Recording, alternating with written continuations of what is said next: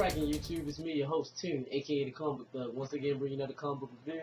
This time it's for Captain America and the Mighty Avengers, issue number 7. Get up in that. Jump straight into the comic. The comic opens up, picks off basically where last comic ended with Spectrum and her new uniform. Well, I don't really know if it's new because I'm not too familiar with the Spectrum character, but at the last issue, it looked like it was kind of new. Like she transformed, she used her light-based powers to transform to a new uniform, and she's heading towards the Cortex headquarters, and she's talking to Spider-Man, Black Marvel, and Dr. Pastrone. I'm probably guaranteed I'm saying that wrong, but she go through the headquarters. She's not finding nothing. She's basically looking for what's his name, with Jason Cortell, the once home. She basically looking for him. He's in charge of the whole building. And she goes to his penthouse and she finds him there, and his face is off because he's from the what is that dimension called, the dark I'm sorry, yeah, the Beyond Corporation. He's from the Beyond Corporation, so he got his face off and everything. I'm not too familiar with the Beyond Corporation because I didn't really read any of the previous books that had anything to do with it. So this was like my first book seeing them, whatever. They kind of freaked me out because they take their face off. So, but she finds them there, and then we go to it's Captain America versus the Monster Avengers, what they call them. It's all the Avengers that got like moved into turned into monsters or whatever once they got bit or hit or anything like that. So we at Jason's office. Basically was left of because it's basically got destroyed, and Jason Cortell he basically snaps his finger, and Spectrum thinks she's like in a bed talking to her mother who's dead. He basically messing with her mind. He's messing with her mind. Then he does the same thing to Spider-Man. He does the exact same thing to Spider-Man, which is funny because he makes Spider-Man like he's in front of like a whole bunch of news reporters and he's in his underwear. So he's got the power to mess with their mind and everything.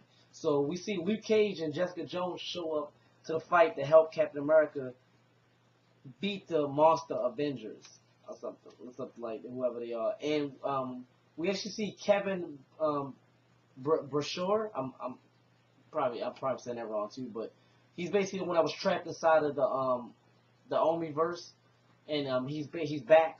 He's back, and Spectrum grabs Jason Cortell,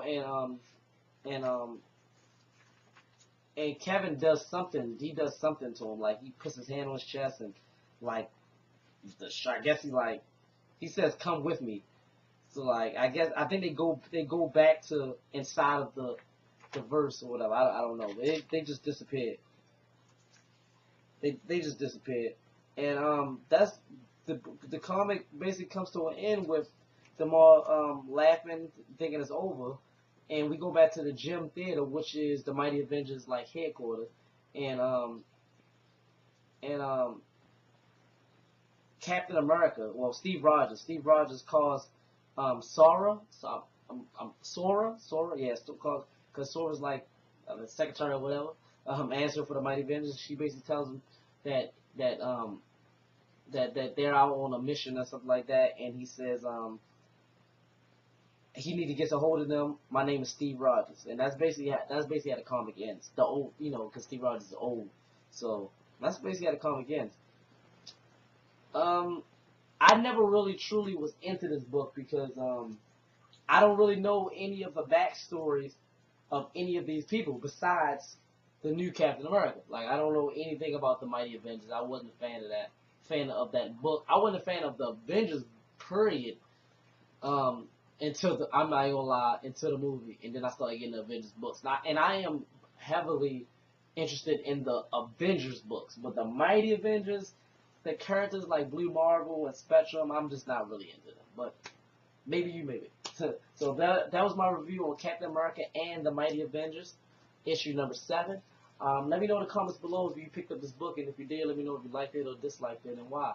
Leave your positive and negative comments below. Like, subscribe, share. Follow my Twitter, my Instagram, which is in the description below. Check out my other reviews and my pull lists.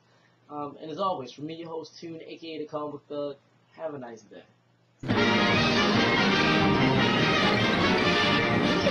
That's all, folks.